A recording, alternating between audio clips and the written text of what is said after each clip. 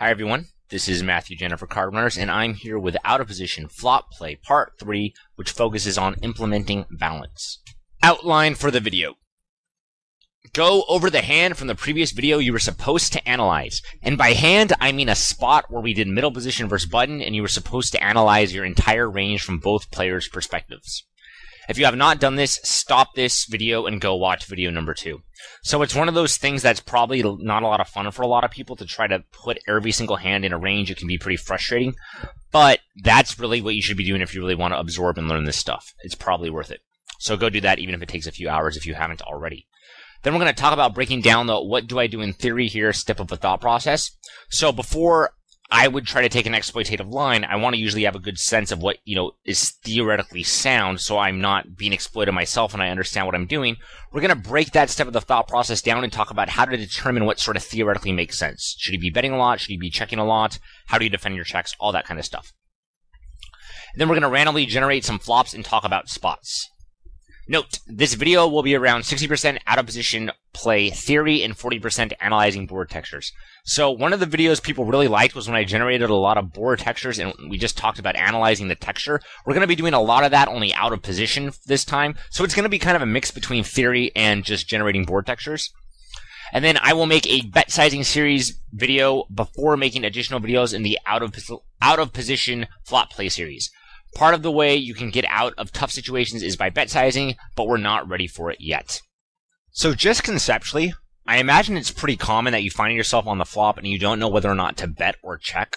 For example, you might think, well, I kind of want to bet this hand because I don't want to give my opponent free cards, but it's not really that strong. I don't think I can get a lot of value, and when I make a bet, my opponent gets to fold a lot of his range. A lot of times the answer to that is actually to just make a smaller bet. So I'm going to do a series on bet sizing so I can talk about when you bet really small, when you bet really big, how being in and out of position affects that. A much more advanced bet sizing series than I did in the past because I didn't know all this stuff when I made that series. So I'm going to make that series first before I continue the out of position flop play series because you have to really understand bet sizing well in order to know how to set things up for the turn in the river, and we're not there yet. Alright, so now I have how I would play both of those ranges, and we're going to talk about this a little bit. Remember, this isn't an answer key or anything. There's no real, there is a right answer, but no one will know exactly what it is. So this is the closest I could come to sort of making both the ranges sort of click and make the most sense I thought possible. Okay, so button versus middle position flat on a queen of diamonds, 10 of hearts, 5 of spades board. So we already talked about this a bit in the last video. Here is the flatting range, and this is what I did. So I value raised my bottom set, and I value raised my top pair, or top two pair. So that's 5 combos, and even if you just look, if we have to defend 78 combos, if we're value raising 5 and we're bluff raising 10, and this number could be probably 8, 9, or 10, any of those would probably be fine. You're already defending a large portion of your defending range by raising, right? Because this is 15 over 78 combos, so that's going to be something like 18%, so we're probably raising on this flop like 12 or 13% of the time total. We're defending a very good amount by raising here, even though we only value raised 5 combos, because we're allowed to bluff so much to get balanced by the river. All of our bluff raises either have, I guess this one has 5 outs, this one has 4 outs, this one has 4 to 7 outs. So our bluff raises are pretty decent. So around a 2-to-1 bluff to value raise ratio and position seems fine here. You could take a bluff raise or 2 off if you wanted, but this is probably fine. Then for the calling range, we're pretty much calling everything that's good that we didn't raise. So that's going to be, 10s, ace, queen, king, queen suited, queen, jack suited, jacks, ace 10, king 10, jack 10, 10, 9. So a lot of our middle pairs here, we don't have a whole ton of top pairs because we don't have king, queen off, but we do have ace, queen, which makes up a pretty large fraction of our range. We also have ace, king, which is 16 combos. Did we flat? Okay, so that's a mistake right there by me. I just noticed now. This should be 12 combos for ace, king. So all the time you're going to make this mistake when you are making ranges like this, so we're just going to fix it right now rather than me edit it out. Alright, so easy enough. If we just dropped out 4 ace king, then we come to this ace jack, boom, make it 5. Fixed. King jack suited, another 4 combos. So we have a good amount of open-ended straight draws. So all in all, this is a very balanced range. I chose to slow play pocket 10s, which I think is very reasonable. And just a lot of really good draws and marginal pairs, and it's really nice when we're calling with hands like ace king. A lot of the times, the hands our opponent's going to double barrel are going to be the hands that hit us. Okay, so pretty normal stuff here. So now the interesting part, the out of position. So what I would recommend doing is once you've made sort of ranges like this, what you do is you take your calculator and then you imagine, okay, so what happens if my opponent defends 60% of his calling range on the turn? So let's do that. 60 times 0.6, right? So 60 combos times 60%. And then he defends 60% of his range on the river. That'll be about what your opponent needs to defend if you make 75% pot size bets. So that comes out to be 22 combos. So if you look right here, 22 combos is going to be reasonably close to like tens, ace, queen, queen, king suited, and some bluffs. That's probably a lot stronger than most people are thinking. Because that's 18 combos right there. But we're going to raise some bluffs with the 10s, so we're not just going to call down 22 or so combos. So we're probably going to almost always end up calling down with like ace, queen on most turns and rivers, and then queen, king some of the time. Because if we randomly generate turns and rivers, like let's just do that real quick for a bit. Random turn. Oh, that's not what I wanted. Sorry about that. So queen, 10, 5. Lock the flop. Random turn. 6. Okay, let's do a random river. 9. Even something like this.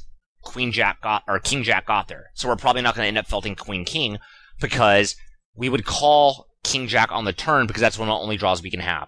So all I'm getting at is when you're going to do stuff like this, like go ahead and play around with like turn and river cards and see like, okay, if he needs to felt 22 combos, you know, what are the odds that Queen Jack really ends up getting felted? Because if 10s alone are going to be raising, are there really any turn and river cards that just are complete blanks? And if there are, how often are they? So that was a total blank. That one wasn't. And that's usually just going to be the case where your opponent's not going to have to felt necessarily as wide as you might think at first. Okay, so now out of position play. So we can see from here that it doesn't look like the opponent's going to usually end up felting worse than King Queen, and even King Queen might not happen all the time. As I'll talk about in the future, there are ways you can sort of manipulate your opponent's range based on how much you bet, but if you're kind of sticking to the usual bet sizing numbers as you're beginning to grasp these concepts, just be aware of how wide your opponent's going to usually need to felt. Okay, so on to out of position play. So value bets. Let's go over these first. Aces and kings. Let's just take this off. Aces and kings, I think this is pretty standard right here. They can get value, and in the case of kings, you know, you want to bet mostly for value, but you don't love just handing out free cards when you have pocket kings, so that seems good. Ace queen also can get value pretty comfortably. Now, you might be thinking, well, why are you betting ace queen if your opponent's going to end up only calling down with ace queen? And that's a good point, and also kind of showcases why in reality, you probably would want to bet a little bit smaller than ace queen with 75% of the pot, than 75% of the pot on all three streets. So ace queen is one of those hands where I would agree, where if you see the opponent's only felting kind of king queen and better, you might think, why am I betting ace queen? But you don't want to hand out a ton of free cards here necessarily. And in reality, you're probably going to just be like, you know what? Maybe I should bet a little bit smaller when I have ace queen, so I make my opponent felt worse hands than queen king. And when I do that, I'm going to have to balance out that range. That's way in the future, but we'll talk about that. All right, two pair of that one's easy enough. And then we have these two little stars or asterisks near pocket jacks and ace 10 suited. Now I want you to think for a minute. Oh, what? Whoa. I want you to pause for a minute and think, why would I put those little asterisks by pocket jacks and ace 10 suited? What am I trying to show? And then when you're done thinking, we'll just go ahead and continue on. So pause it for a second if you want. Okay, what I'm getting at is these are hands that I am specifically betting for a single street, maybe rarely two streets of value.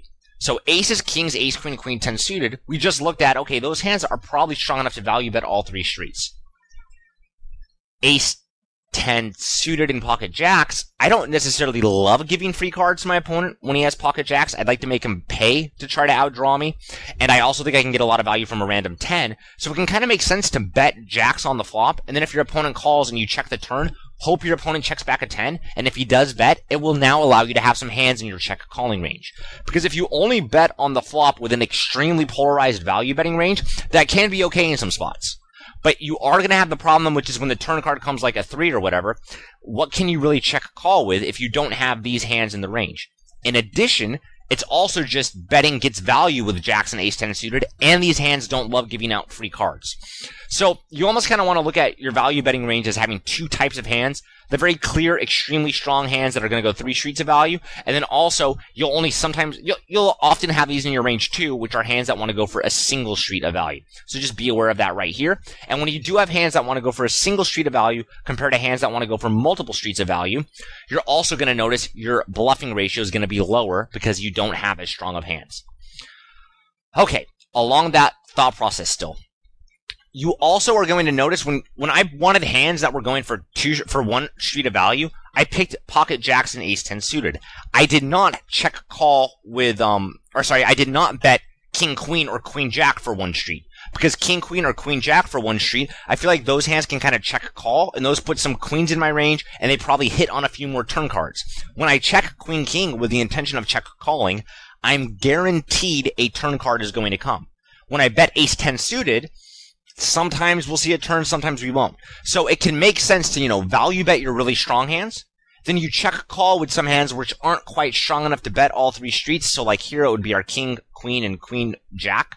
And I don't know if queen nine's in this range. It probably isn't. But it would also be in a hand that, you could check the turn with. And then I decided to value bet weaker hands than that for a single street, which is pocket jacks and ace 10.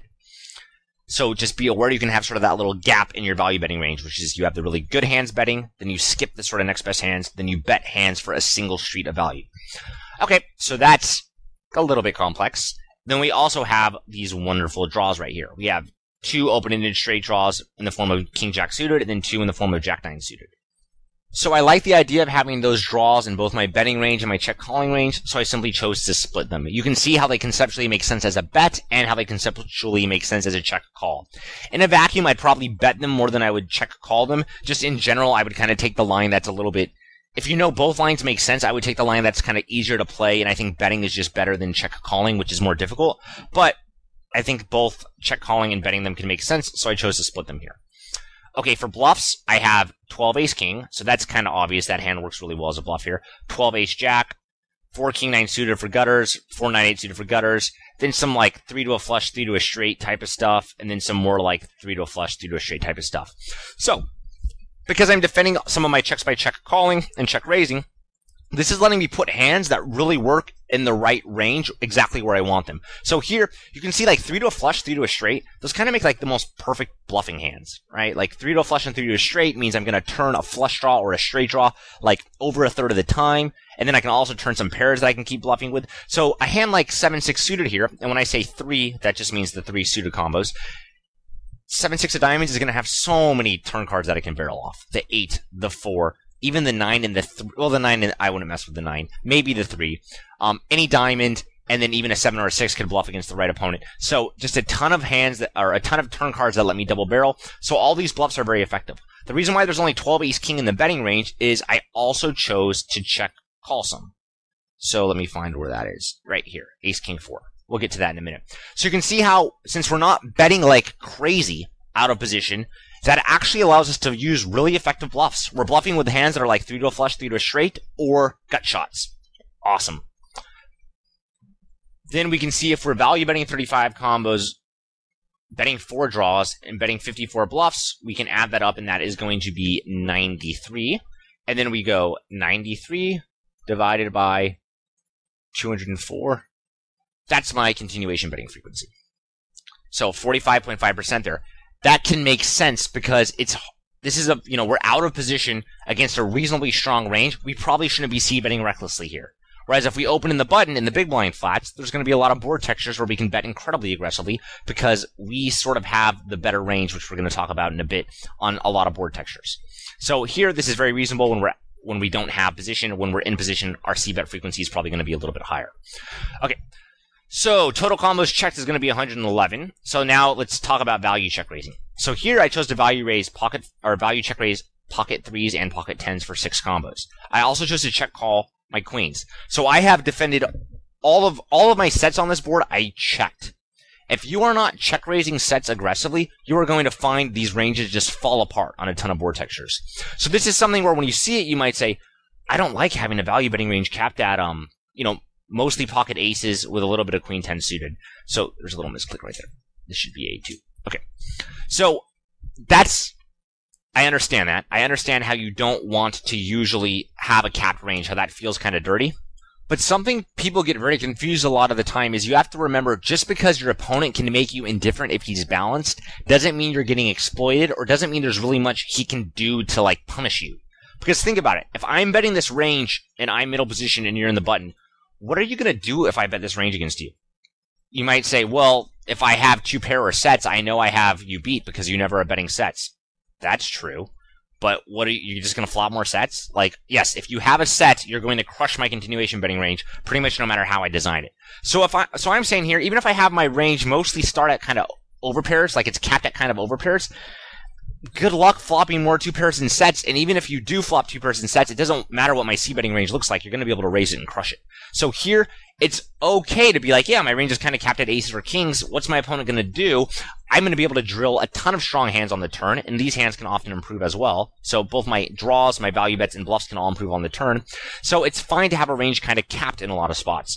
If you aren't defending your checks with sets by check raising, does that make sense? If you're not defending sets by check raising them, you're going to find it incredibly, incredibly hard to defend enough checks. So here, once again, with the 2-to-1 bluffing to value betting ratio, honestly, this probably should be 10 or 11 since we're out of position here, but our bluffs are kind of good, so I guess I just made it a little bit more aggressive. So here, all of our bluffs are either, this one's kind of 3 to a flush, 3 to a straight, these one are all pairs, so they're at least good bluffs to check raise with, but value check raising the sets because we need to defend some checks. Then check calling with pocket queens due to removal effects. I could see betting this as well. I don't really like check raising it that much, but I could see betting this as well. Check calling with king queen. So that's a hand that doesn't really hate giving free cards as much as maybe pocket jacks or ace 10. So I'm check calling with this hand and check calling with queen jack. So once again, I think that totally makes sense. These are the hands that are going for one street of value. These don't really want to go for one street, and they can't bet all three streets, so I chose to check call with them. Queen 9 suited, which apparently is in our range, also went with a check call. King 10 suited, check called. Jack 10 suited, check called. And then the 4 draw combos, and then 4 ace king. And then total, this came out to be 35 plus 12, so that's 53. And then we just do 53 divided by 111 equals, that's our defending, total check defending frequency, 47.7%. So we're betting 45.5% of the time, and we're defending 47.7% of our checks. So when you see a range like this, once you've finished making it, so usually you're going to make a range, and you're going to be like, that seems pretty good, or if it doesn't seem good, you try to make some some adjustments with it, but you're not going to spend forever on one single range. Don't obsess about it, because you want to see other flops, you want to see other positions, and just overall get a sense of how everything should be playing, rather than get very, very detailed. So right here, think about it. If that's the range I'm using out of position, how are you going to exploit me? Now, think about that for a minute. Like, I would really pause here and think, because I know I'm talking a mile a minute, and I know a lot of this stuff is new. So really think, like, how do you exploit me against this range? Once again, I don't see what you can do against my betting range. Like, that just looks really balanced. And I just know I have to felt like aces and kings when you raise. If you have a set or two pair, yes, it's going to be very profitable. That's the case no matter what. So I don't think my betting range looks very exploitable, because I'm using the right bluffs, using the right value bets. I'm going to be able to barrel very effectively on the turn, and I have around the right ratio of value bets to bluffs that we've talked about a ton in other videos. So the betting range doesn't look that exploitable, or at least I can't see how. Now the checking range, I'm check defending 47.7%. So my opponent can bet any two cards profitably here. So if I check to him, yeah, he might want to bet pocket twos because it's a profitable bet right then and there. But he can also check back and delay the bluff to the turn, and, you know, he gets to see a free card, maybe being his 2, and I'll likely give him another profitable bluff opportunity, maybe even a more profitable bluff opportunity. So even though I'm not defending enough that my opponent can't bet his complete air, he's still not at all gonna want to bet any two cards on this board texture. Like, yes, he might want to bet his pure air hands, like his pocket 2s, pocket 3s, pocket 4s, pocket 6s, pocket 7s, because I'm not check defending enough. But that's fine, and he's still gonna say to himself, like, if I check to you here and you have ace 10, you're probably gonna say, wait a second, I actually have to check this back. Even though I don't want to give free cards to Matt's checking range, I know when I bet ace 10, Matt's going to check raise me a good amount of the time here, and I really don't want to see that check raise. And also, Matt's gonna just check call with better, queens all the time, so I end up value betting myself. So you kind of have to check back ace 10 here and let me see free cards, because when you do bet a hand, like a weak queen, or an ace 10 on this flop against me, you're going to risk me check calling with a better queen, or check raising you and immediately turning your hand into a bluff catcher. So right here at a glance, I don't really see a way you're going to exploit this range. Is this range perfect? Of course not, but to me it looks pretty good. So if you do see a way, for sure post it in the forums and we'll all learn from it. But yeah, I don't really see that clear of a way to do it. So then a note, the out of position range is probably give or take as strong as the in position range. Out of position range has 26% top pair, while in position has 22.7. Okay, so out of position does have more top pair, but out of position range has 5.4% two pair plus, while in position has 8.6 two pair plus. They are more or less probably equally strong, so it makes sense to think when one range is out of position, it is, I'm just going to fix this real quick, it is in the weaker spot. So that makes sense, right? Like if you're if you're out of position and both players have similar ranges, so here one range has top pair a little bit more, one range has netted hands a little bit more. If one range is in position and one range is out of position, the player in position has a tremendous advantage. Hence, we're not betting this flop at an incredibly high frequency. And once we do check, we can't check enough or check defend enough to prevent the opponent from being able to bluff any two cards. So I wanted to save to do this for the video. And one thing I usually do to sort of check up is EV of opponent's air on flop. So let's do that real quick. So how often does our opponent get the chance to make a profitable bluff with his air? Well, that's going to be 1 minus, I'll just make it really clear. 1 minus 0.455, right? Because we're betting the flop 45.5% of the time. So then we're checking 0.545. And then if our opponent bets, let's say 6 big blinds into an 8 big blind pot, then he's going to win 8 big blinds, which will be 1 minus 0.477, because we're defending 47.7% of our checks. So he's going to win 8 big blinds immediately. 0.523. So 52.3% of the time. And then he'll lose 6 big blinds when we check defend. 0.477, our check defending frequency. So this is kind of the EV of his pure air, if his hand had 0% equity. So run that through a calculator, and then you'll see what the EV of that is. And I just did the math for it on my calculator right now, and it was 0.723 big blinds. So when the opponent flops pure air on this board texture, on average, that pure air is worth 0.7 big blinds. Does that sound reasonable to you? If you think that's too profitable, then you can adjust the frequencies. If you think that's too low, then you can adjust the frequencies. To me, that seems very reasonable here. It's a board texture where we both have similar strength hands. It's a board where being out of position isn't terrible, but it's, being in position is still a huge deal on a flop like this. So that seems reasonable to me. I'm fine with it.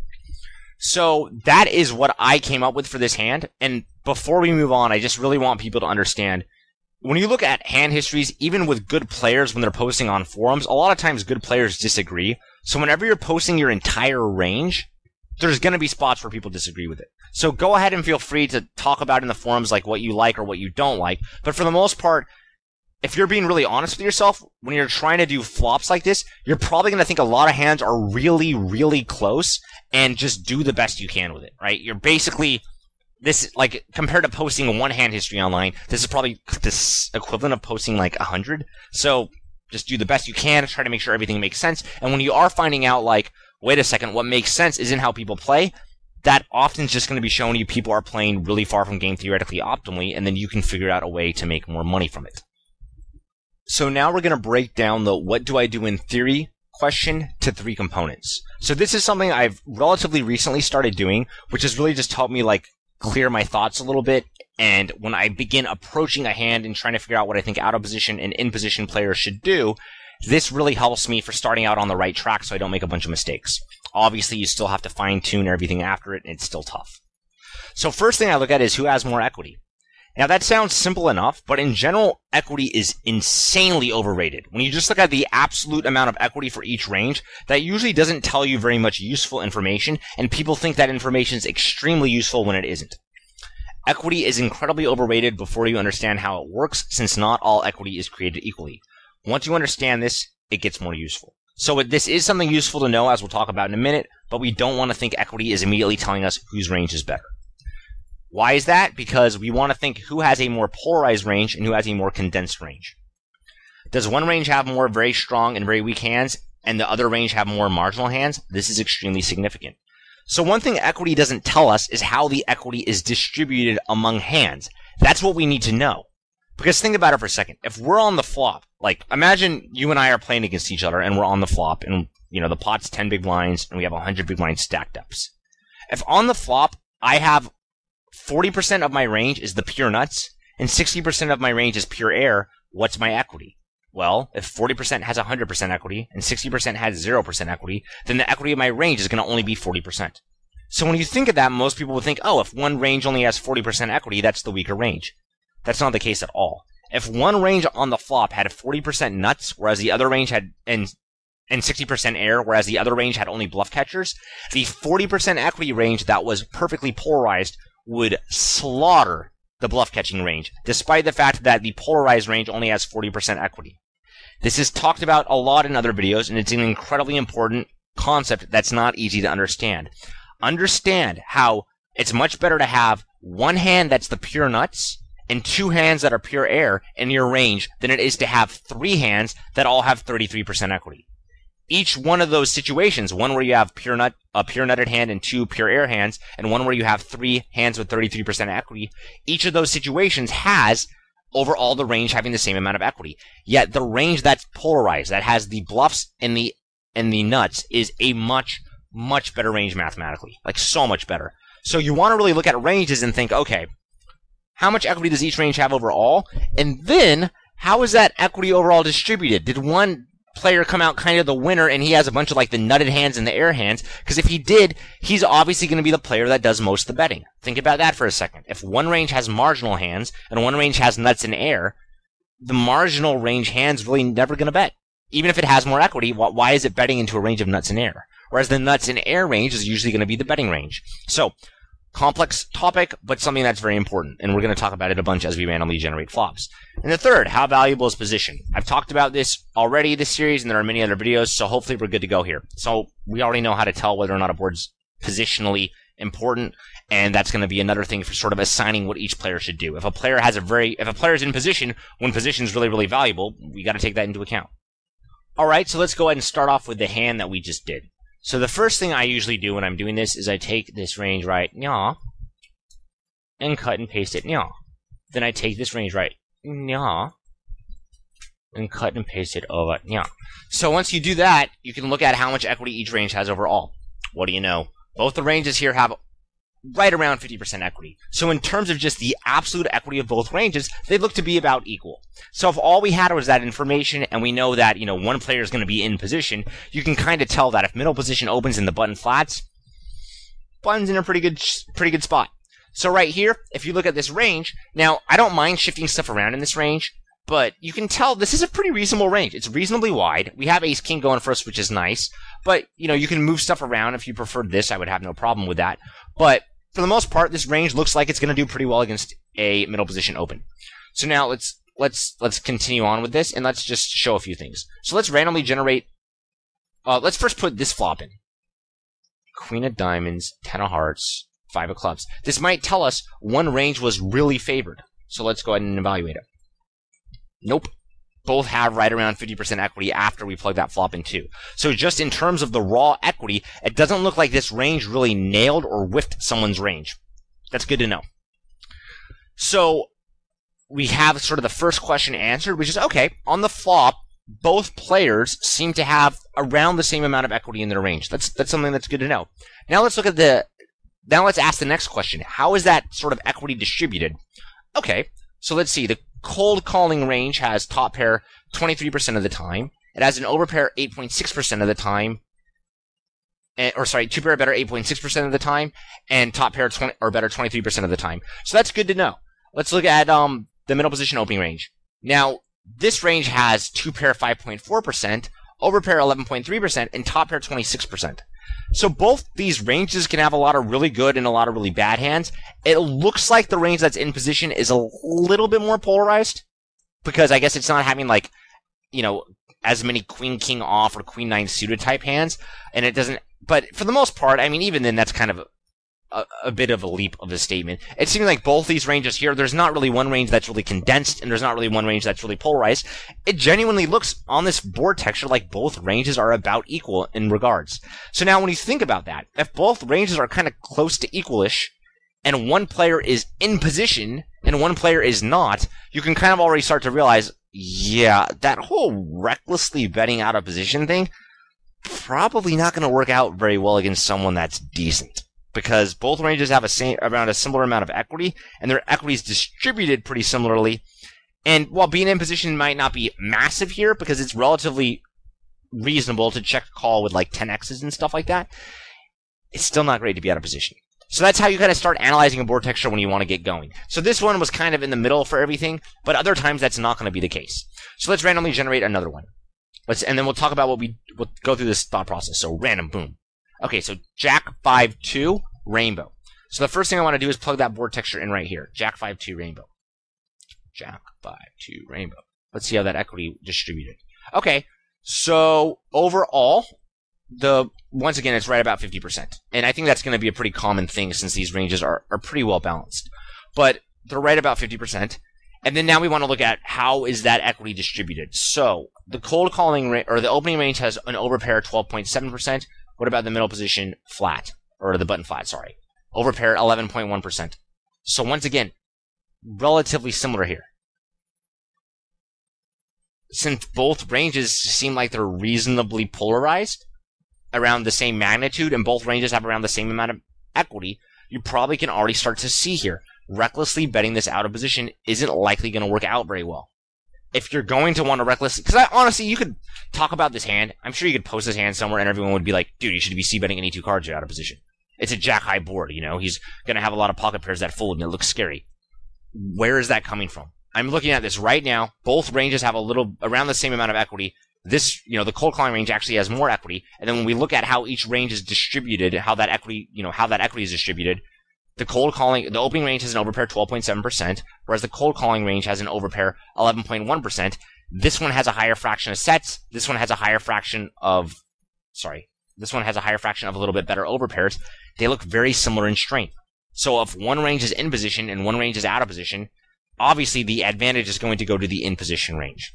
So on this board texture, let's talk about it now. So we've kind of seen this one, and it doesn't give us any amazing hints. We don't think any range should be betting 100% of the time or always checking. So what makes sense to bet this flop out of position? All right, well, let's look at the button flat. The button flat has top pair 22.2% or better. So it's probably safe to say that if we bet 60% on the flop, 75% on the flop, turn and river, that makes the opponent felt about 0.6 times 0.6 times 0.6. So that makes him felt around 22% of his range. You can see he's probably going to have to end up felting all of his top pairs, assuming the turn and the river come complete blanks. It's very hard for the turn and the river to come complete blanks. And even if they did, we'd also think, wait a second, he's not just going to defend all of his hands by calling, he's also going to raise his sets at some point, right? The person in position has pocket jacks, pocket fives, and pocket twos. So it's not even going to be all of the top pair combos, because some hands are going to get bluffed instead of calling down with jack 10 or jack 9 suited. Okay, so once you see this flop, you probably can already start to think, if I want to go 3 streets of value, it's probably going to start at around ace jack. Now, you can still go 2 streets, like how I talked about in the previous hand. But the hands that kind of want to go 2 street here, they're not going to be, so if you're value betting, let's say ace jack and better, that doesn't mean all of your ace jack and better, but your sort of 3 streets of value hands start at ace jack. That doesn't mean you're going to bet for 1 or 2 streets with king jack or queen jack, as we already talked about. King jack and queen jack, those are hands where I'm not really that afraid of giving free cards.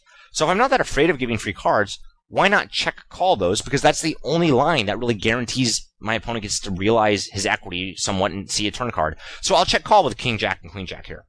Now, whether or not I want to go for a single street of value with pocket 10s or jack 10 or jack 9 suited, that's more debatable and that's more interesting. Because pocket 10s, they might want to bet because you can make your opponent fold maybe king queen. Or maybe you can make your opponent fold at least 1 overcard. So maybe pocket 10s want to bet here. Maybe they want to check there. You can see 10s would be a hand you could debate betting a single street for value for. 9s would be a hand that you could debate betting a single street for value for. So when you're, you understand that concept now. You understand how 10s and 9s can make sense betting a single street of value here. So then now when you're actually playing, even if you haven't done this board texture, you don't know exactly what you're supposed to do, you can look and see, okay, I can see how betting a single street with 10s makes sense, or I can see how checking it makes sense. Look at your opponent's stats and decide what you think is best here. Okay, so the hands that I'm pretty much going to value bet 3 streets with, like pocket queens, pocket kings, those are easy.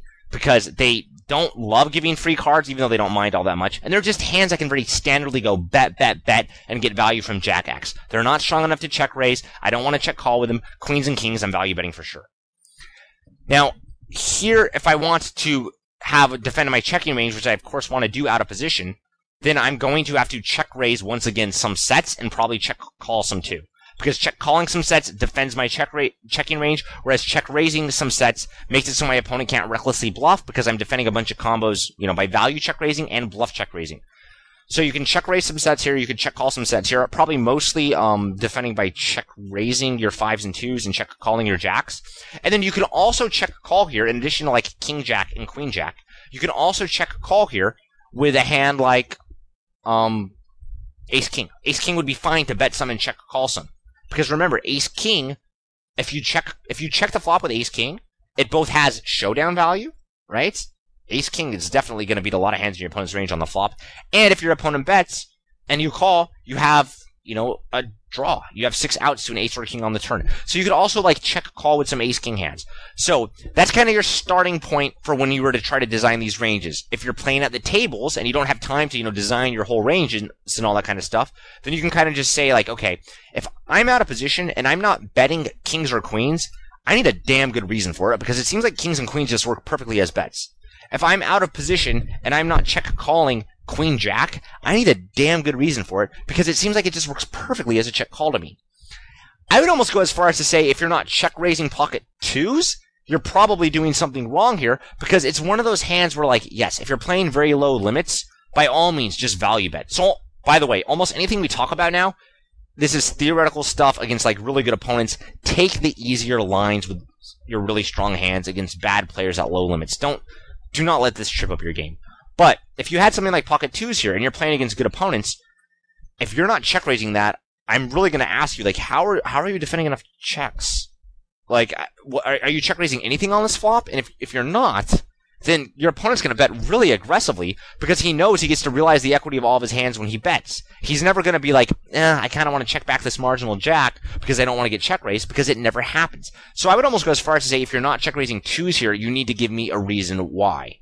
And then once things get sort of less obvious, like, do you want to check call tens, or do you want to go for a single street of value? Personally, I would go for a single street of value with tens, and I'd probably check call jack 10, but I don't feel that passionately about it. Those are harder to really determine, and that's going to come to, like, putting down your whole range and seeing what you can do. All right, so there's that board.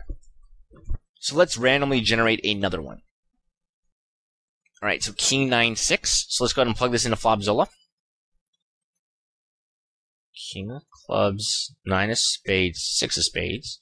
Evaluate. Once again, right around 50%. So I think that's something you're usually going to see for these ranges, where you're going to remain around 50% on the flop.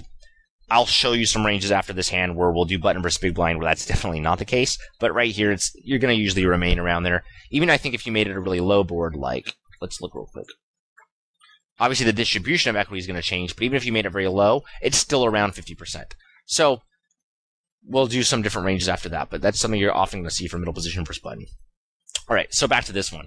So, in position, if they have to default 22% of their range, it's once again, looks right around the top pair. Here, they probably have a little bit less top pair, but they can raise pocket nines, they can raise pocket sixes, and since there's a flush draw and a jillion gut shots and straight draws, really, what are the odds the opponent's going to have to default king 10, or even probably king jack? There's just, if you lock the flop, there's just not that many random, like, boom, like, he's not defaulting king jack. There's not that many random turns and random rivers you can give where your opponent's really, even one like this, when there's so much draw, like, what can really come on the river that's a complete blank? There's almost nothing. Yeah, that one gives the flush draws. So, there's not that many hands that are, or that many turn or river combinations that are going to make the opponent felt. A hand that's even like king jack or king 10, even king queen might be pushing it. So, once again, you want to take that into account when you're value betting out of position on the flop. Alright, so back to out of position stuff. So, what kind of hands should we defend by check raising here? We're going to sound like a broken record. Pocket sixes and pocket nines. Those can make sense to check raise. But before we do that, let's talk about, I guess, the polarization of the equity for each player's range. So here, the calling range has an overpair or better 4.5%, which isn't very much, and top pair 18%. Let's look at the middle position open. Overpair 8.33%, and top pair 23%. So it looks like, in terms of how the ranges are, how the equity is distributed, it actually looks like it favors out of position here a little bit, because I'm seeing 8.3% overpair and 23% top pair, and here I'm seeing 4.5% overpair and 18% top pair.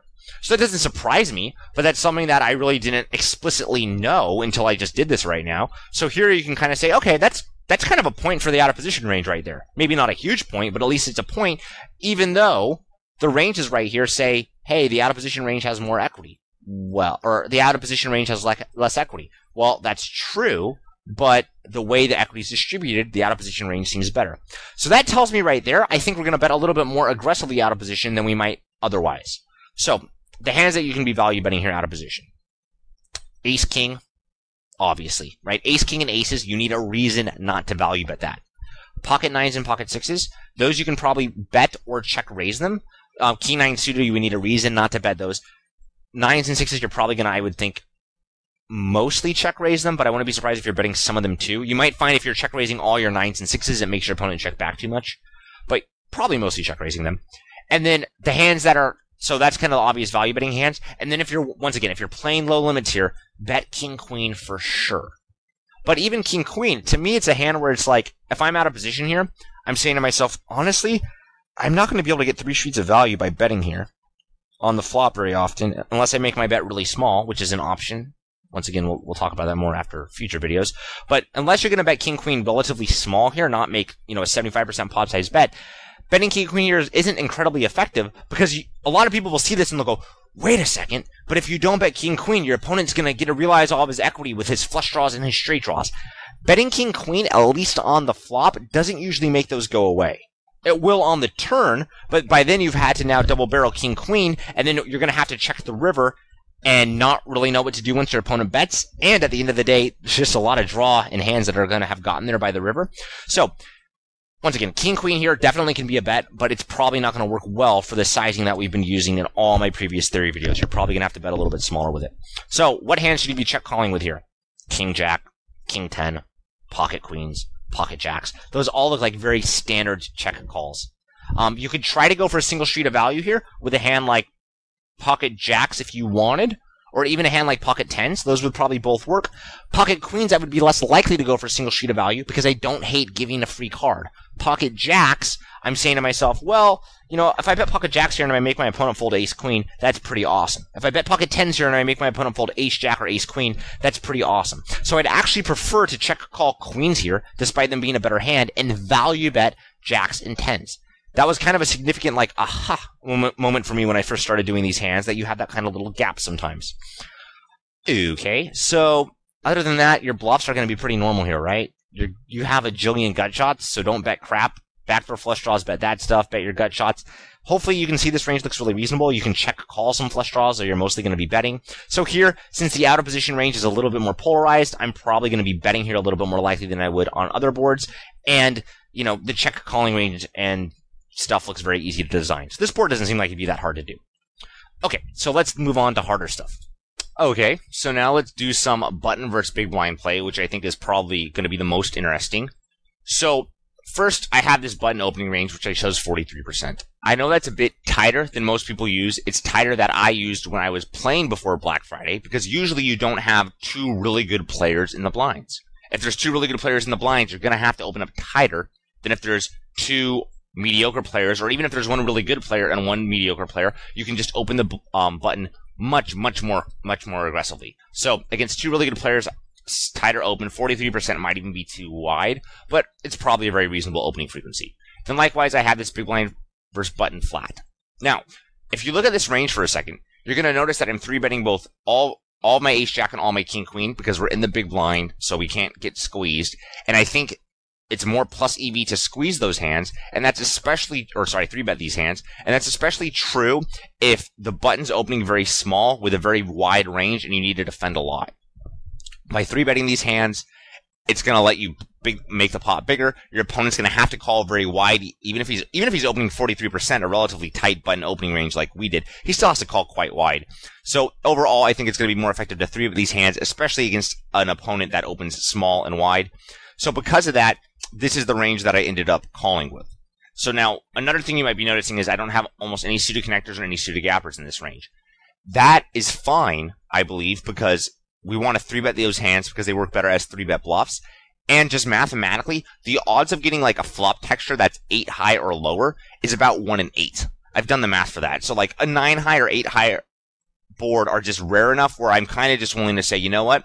If the button opens and I cold call on the big blind, I get an amazing price. If I happen to get a really bad board texture, which is just 8 high, it's rare enough that I'm just going to have to check fold a lot, and I don't think it's a big deal. I care much more about hitting ace high flop, king high flops, queen high flops, which occur at a much higher frequency, so that's what this range is designed to do. Okay, so I plugged this range into Flopzilla, or not Flopzilla, PokerStove, I'm sorry. Well, they're in both. So here you can see that the cold calling range has 51.5% equity, whereas the opening range has 48.5% equity. Now, if you just look at that and you ask someone what's the better range, most people will probably incorrectly tell you it's the cold calling range because it has more equity. That's not true at all, because we know this range right here is an extremely condensed range, meaning it's going to flop a whole lot of marginal hands, and when it sees most flops, it's going to flop a bunch of marginal hands. It's not going to have many, though it will have some very, very strong hands, and it's not going to have many, though it will have some very, very weak hands. Whereas this button opening range, you can just look at all the garbage in this range. All the time, it's going to just have a crap hand in the form of 5-3 suited, 7-6 off, ace-4 off. It's going to have a ton of garbage hands, but likewise, it also has all the really strong overpairs, all the really strong top pair, top kicker. So this range, even though it has less equity, makes for a more polarized distribution on the flop. Okay, so now, when we were doing middle position versus button play, we saw that it seemed like the ranges kind of retain their equity on most flop textures. That will not be the case here. So rather than randomly generate them all, let's just show. Let's make a flop that's like king 4-2. Boom. Okay, so that one actually hit the cold calling range. Remember, the cold calling range was designed to hit the king high flops. That one hit a little better. Let's make this 4 a 10 actually. Let's make it 2 high cards. Oh wow. That is significant because our cold calling range hit both the king and 10 high flops. So we have a king and a 10 here. So that's a pretty big shift in equity. That's something you should be aware of when you're trying to defend the blinds, because that's something a lot of people have a lot of trouble with. When they see a board that comes king 10, you should probably say, oh, that hit the big blind cold calling range harder than the button opening range. In fact, not only did it hit the big blind cold calling range harder than the button opening range, but did they flat in the big blind with king 10 off? They probably did, so maybe their range isn't even all that condensed here. It still might be, though, because we 3-bet kings, 10s, and 2s, so we don't have any set combos. But it's all stuff you want to think about when you're seeing a flop texture. How much equity does my range have? How polarized is that equity distribution? And then how valuable is position? Okay, so now let's do a few more where we show, because most boards are going to have a high card. So let's do like one like this. So this is going to be a board where position is pretty valuable, but still overall it improve the equity in the big blind calling range. And now we'll show the opposite. When a board comes like this, 7-5 2 rainbow, that board is terrible because we've decreased our equity and our range is just, our equity is just distributed terribly on a 7-5-2 board. We can have a few very, very strong hands like sets, but other than that, our range is completely capped, and we just don't have that many sets either.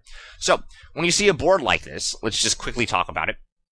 I'll plug it into both. Let's say we get a flop like 7-6-2 with a flush draw. 7-6-2. Should the button really be checking anything back here? The button has more equity. It has a much better distribution of that equity, and it's in position. It's kind of like all 3 points are strongly favoring the button. So what would you check back if this was the flop and you were in the button? 7 of hearts, 6 of hearts, 2 of diamonds. What are you checking back?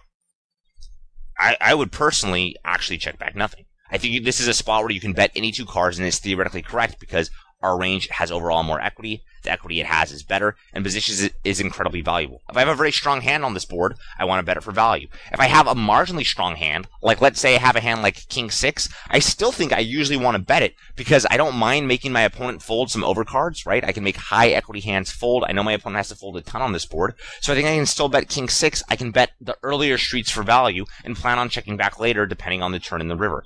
Likewise, if I have a really crap hand, I'm going to want to just bluff on the flop because my opponent has to check fold so much. So this is a board texture where when you kind of use that sort of 3-step process, how much equity does my hand have? How is that equity sort of distributed? And then how valuable is position? I think this one's telling you you should either be betting any 2 cards on this flop or very, very, very close to it. So that's significant when you're trying to think about how to play this hand out of position. Or, sorry, play this board out of position. When you're in the big blind here, let's go ahead and bring that range up. You can just see here, okay, what do I have here? I have a set 3% of the time, and other than that, I have an overpair. And even our overpairs are 9s and 8s, right? So they're incredibly vulnerable overpairs. They're not like good overpairs. You can just see like, okay, I completely whiff this board in every single way. I'm probably just going to have to check fold this a ton. And then when you ask, wait, does that mean I made a mistake in pre-flop? Probably not, because 7 high boards are probably like less than 1 in 10. So because they're less than 1 in 10, it's just not going to be a common enough occurrence to worry about. Okay, so now that we've established all that, let's just randomly generate some. And one last thing to note, since I know I did make a donk betting series, and I talked about how one huge leak people have is they pretty much always c-bet out of position as a pre-flop raiser, yet they don't like to donk bet. you're going to see with this range, since we're since we're 3-betting king, queen, and ace jack, that's going to make it very difficult, if not impossible, to donk bet a lot of board textures. So that would either make your donk bet sizing much smaller than, you know, the usual 0.7 pot size bet that most people use, or you're just not going to be able to donk bet much here. That would maybe change if you had those hands in your range. So because we're using a range that 3-bets those hands aggressively, you're probably going to be much less likely to donk bet here, but you still want to be just completely aware of all the concepts for what can encourage a donk bet and when you should be checking your whole range. Okay, so let's randomly generate. Okay, so queen 7-2. How convenient. That's like a perfect example of what I just wanted to illustrate. So here, the only really strong hands that we have out of position are sets. We can see that right here. They're sets 1.5%. Oh, I guess we have 2 pair 2, which I didn't know. So that's 2.5%. So then, if we only have sets, which is 2.5%, and top pair, which is 17.5%, it doesn't really seem like this is a board texture where it's going to make much sense to donk. Let's go ahead and plug this one in. So let's plug in to see how our equity changed. Queen of spades, 7 of clubs, 2 of diamonds. Okay. So overall, this hurt the equity in our 9s to 5 range. So overall, this, I don't want to say it's necessarily a bad flop, though this flop doesn't look great, but our overall equity decreased on this board. And we could also see, you might think, well, oh, queen high boards decrease your equity. Once again, that's not necessarily true. The problem why that is actually happening is this 2 completely misses us, and for the most part, this 7 misses us. If we made this, you know, even this queen and this 7 and 9, I'm sorry, let's see how that changes the equity. You know, a 3% jump, that's not irrelevant. And then if we make this, you know, let's make this 2 of 5 and see how that changes it. Oh, once again, like another, wait, that didn't actually change it. Never mind. That's very close to the original equity. So the difference between a 2 and a 5 doesn't really matter. We're not really hitting any 5s, but the difference between the 7 and a 9 is decently substantial. Okay, so going back to where we were, so 7 and 2. We want to think here, okay, if the player in position bets 3 streets, we're going to have to end up felting around, I don't know, 20-some% of our range, a little, like very, very low 20%. We're going to be able to check raise the 7s at some point. We're probably going to be able to check raise at least queen 7 suited on the turn or on the flop. So we're probably going to end up, once again, as is usually going to be the case, mostly felting top pair. Maybe, depending on the turn and the river card, it's going to depend if we felt wider or not. But it's mostly top pair. It seems like a reasonable guess here. Okay, so we don't, when we're out of position here and we're playing, we're thinking to ourselves, okay, so do we want to donk bet here? No. Do we want to check raise here? Probably not. I think our range is weak enough and vulnerable enough that we can delay our check raise to the turn. And you might think, well, wait a second, how is our range vulnerable on a queen high board? We're check calling with a lot of queens. That's true. And those queens aren't really that vulnerable, but we also still have to check call with pocket 9s, pocket 8s, maybe even pocket 6s and pocket 5s. So those hands are all kind of vulnerable. So you're going to have to float a decent amount out of position here. And when you do check call, one of the great things about check calling queen 7 and, you know, pocket 7s is you can delay that raise to the turn. And that's one effect I vastly underestimated how strong it is until I started doing this, is when you can delay your check raises to the turn or the river, that just helps your, you know, your final felting range tremendously. So here you might realize, you know, freak out a little bit on the flop. Let's say on this flop you defend, like, I'm just going to pull a number out of nowhere. Let's say you defend 53% of your checks on this flop. You might freak out when you see how wide that is at first, but then when you realize, okay, let's just make a random turn to do it. Once the turn comes a jack, you're going to be able to just defend way wider. You can check raise queen 7 for value now. You can check raise queen jack for value now. You can check raise pocket 7s for value now. That lets you just defend a ton more combos. So let's do it one more time. Let's just do a few randoms, actually. So that's kind of what we're doing today. Queen, okay, so queen kind of just... Queen is the weirdest one, because now if you have a queen, it has weird removal effects, so if you're, it's hard for your opponent to bluff on that board to begin with. So let's keep going. Okay, so the king of spades, this one would actually whiff us, so obviously it's a scare card for a reason. The overcard with the king and the ace are bad for our range. 8. So 8 would be another similar deal to what I was talking about. So now when the turn card comes 8, you might think like, okay, that missed my range. How am I going to be able to defend enough hands? Well, hold on. You can check raise on the turn queen 7, queen 8, pocket 7s, and pocket 8s. That's 3 pocket 8s, 3 pocket 7s, 2 queen 7, 2 queen 8. That's 10 combos. And then if you randomize that with 10 bluffs, that actually is defending a lot of combos. This is probably a more powerful effect than you think, and it makes it easier to defend out of position on later streets than you would think. Okay, so for this board texture right here, as I said, you're probably checking your whole range on the flop. It's going to be very common on a queen and king high board to do that. And then you're even going to be able to delay your raise on the turn since it's so this board's so incredibly dry.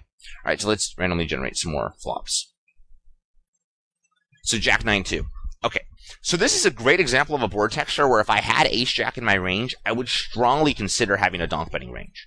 Because Ace Jack, in my opinion, is sort of like it's a strong hand against a button opening range, especially if the button's opening very wide, like a lot of people do. And it's also a hand where it's like, well, if I check call with Ace Jack, I'm pretty much agreeing to let my opponent see 2 cards. Because if I check call, he's going to see the turn, and then whether or not he bets and I call the turn, or whether or not he checks back, he gets to see the river. So Ace Jack to me seems like a really good hand to donk bet here if we have Ace Jack in our range.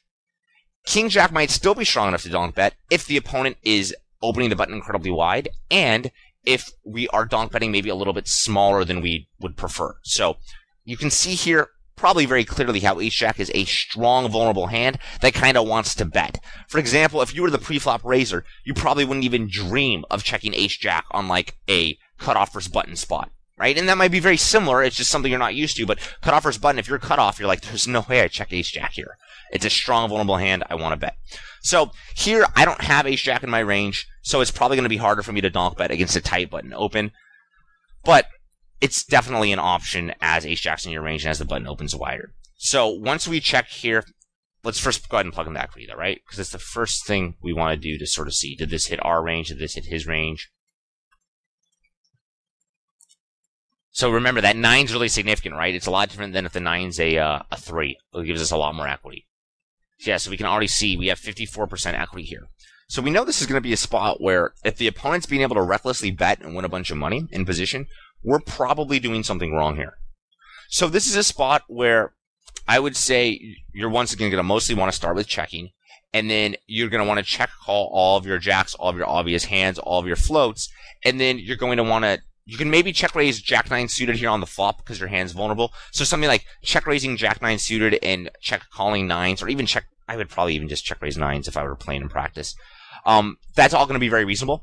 And then you don't want to make the mistake. This is one of those pet peeves of mine, is don't think, like, let's say you check called pocket 9s and check raise Jack 9 suited. Some people would say, oh, that's so stupid. Why do you even have a check raising range? Your check raising range is so small. It doesn't really matter how big the check raising range is. It matters that it has the right ratio of value hands and bluffs. So if you wanted to just check raise Jack 9 suited and 4 bluff combos here, that's totally fine. There's nothing wrong with that. What can your opponent do when you have a balanced range of air and 2 pair? Pretty much nothing. So on this board texture, out of position, yeah, check call all of your jacks. And let's see how many we have there. Top pair. So check call all of your jacks, check raise all of your, I would probably say your Jack 9 suited and pocket 9s. And another reason why I would like check raising here with even pocket 9s is we want to ask ourselves, like, okay, how valuable is position on this board? Probably reasonably valuable. It has a flush draw, it has a lot of gut shots, which all kind of make position very useful. Yet it also has the Jack and the 9, which are both decently high, which allows us to sort of check call 9s and jacks a lot more easily than we could on other board textures. So check calling here is not going to be a nightmare, and it's not going to be a picnic. And then the other thing you're going to want to look at is how many turn and river cards can put nutted hands in our range if I check raised, or if I check raised all my really strong hand combos on this board. Because honestly, as you do more poker theory, you're really going to start to just see, like, there's much fewer spots where a 0.7 pot size bet makes sense than there are spots where a bunch of different bet sizes make sense. Maybe it's 0.4 pot size bets or 1.2 pot size bets. But so let's go through this one at a time. Okay, so does the ace put any nutted hands in our range? No. The ace is a scare card that pretty much whiffs us. We can see that quite clearly here, right? We don't have ace jack. We just don't have that many aces. The ace sucks. How about the king? Does it ever? We have king jack and we have queen 10 now. Okay, that put a bunch of strong hands in our range. How about the queen? Does it ever? We have king 10 and we have queen jack suited and queen 9 suited. So the queen jack and queen 9 suited might not even be strong enough to raise. You have to do the math for that. Maybe queen jack isn't, queen 9 isn't. But that's still a lot of hand combos. King 10 is 16 straight combos if you check all them all. And then a whole bunch of 2 pairs for queen jack and queen 9. Okay, cool. A jack. We'll talk about it really briefly. As I said, this is one of the theoretical concepts which I don't have the best grasp of right now, and I understand the concept of it. I just haven't worked out the math. When you have a jack, just the removal effect gets so relevant where it's like, well, if I have a jack, I'm blocking half the combos my opponent can have, which makes him more likely to be bluffing. Whereas if I don't have a jack, it makes him more likely to be value betting. So it has kind of a weird removal effect, but at the end of the day, the jack's not going to be a bad turn card. If you're holding a jack, your opponent cannot bluff you aggressively here. He just can't have enough good hands if you have a jack. The 10. So now we actually don't have Queen King in our range. So the 10 actually isn't that good here, although it would be perceived as good, I imagine, from our opponent. We still get Jack 10 there, so it's not like this turn just completely whiffed us. But we don't have pocket 10s. We don't have Queen King. We don't have 8-7. This turn is not nearly as good as probably your opponent will think it is for your range. A 9. 9's an awesome turn card. We have all these suited 9s here and even ace-9 off, so 9 will be great. An 8, same deal. We hit the Queen 10, that's 16 combos, and we hit the set combos, that's awesome. 7. We hit, the 7 we pretty much whiff, because we only hit pocket 7s. So a 7, so this is basically what we've seen from this board. We miss an ace-high non-diamond, we miss a 10 kind of, but it's not going to be perceived as missed. And then on a 7 and lower board, so if it was 7, 6, 5, 4, 3, and it's a non-diamond, we're going to be whiffing that. So it looks like we're whiffing maybe 40% of the turn, which isn't that much, like 60% of the so even if we were to slow play on the turn on the flop with a hand like Jack 9 suited or pocket 9s, 60% of the time that's not really going to have done anything on the turn, because it's going to be like our opponent's not going to care if the turn card for example comes in 8 of clubs. Our opponent does not care whether or not we slow play pocket 9s, because even though it will affect how many strong hands we'll have on the turn, he has 16 combos of the nuts and the Queen 10 to worry about. So on a board texture like this, I could see slow playing pocket 9s against someone that you are very confident is going to overbet the good turns, because the good turns to overbet may become a little less than half the time, and he'll overbet that. But against just about anyone, I would just say, you know what? This is a board texture where there's a ton of straight draws, a ton of gut shots. My opponent doesn't know exactly what my range looks like. I don't know exactly what his range looks like. Unless I've seen my opponent's overbet happy, I just don't have any real reason to slow play here. So I would go ahead and check raise your Jack 9 suited and your pocket 9s here. Check call pretty much all your Jack X, all of your 9X.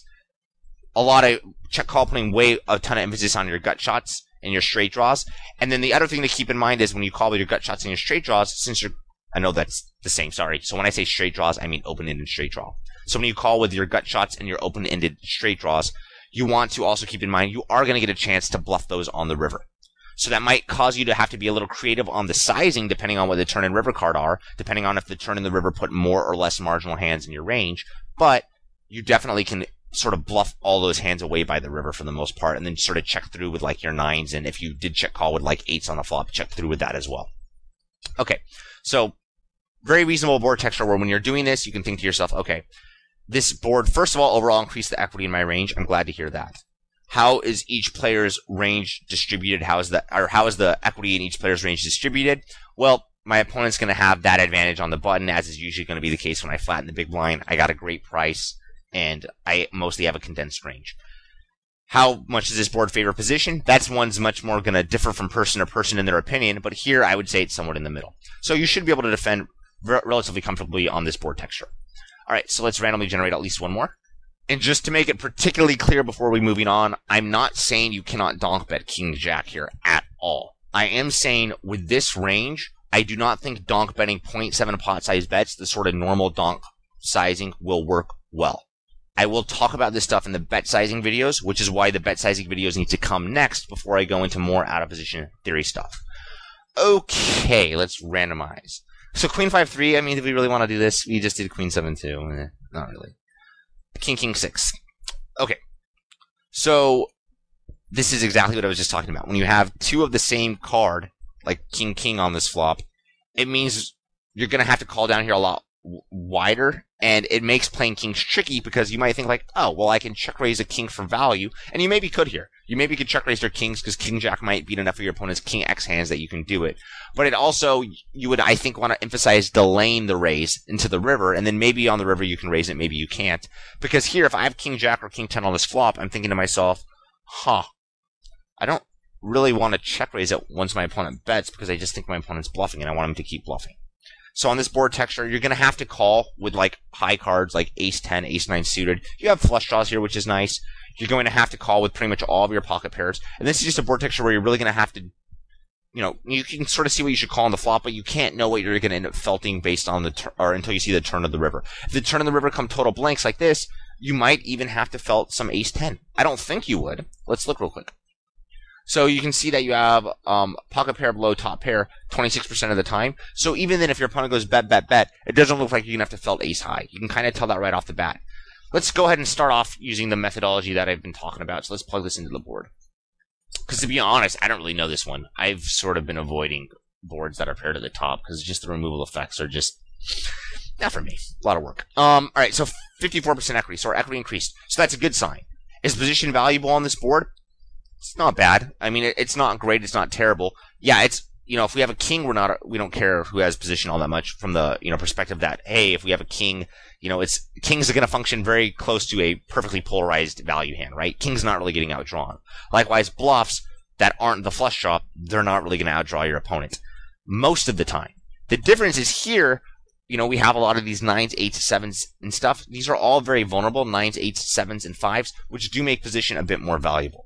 So I don't think position is particularly valuable on this board texture, though as usually is the case, it still does matter.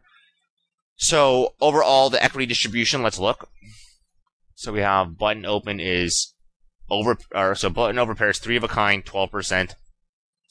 Big blind flat is 3 of a kind, 17%. Oh, that's kind of an interesting distribution there. The big blind has trips a lot more. That makes sense.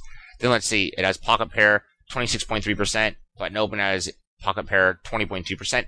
So it looks like the out of position range here has more equity, and it has more, a better polarization of equity, and it's not a board where position is extremely valuable. So at a glance, if I've just seen those facts, which is, okay, so we know that the out of position range has more equity, and we know that it has more super strong hands.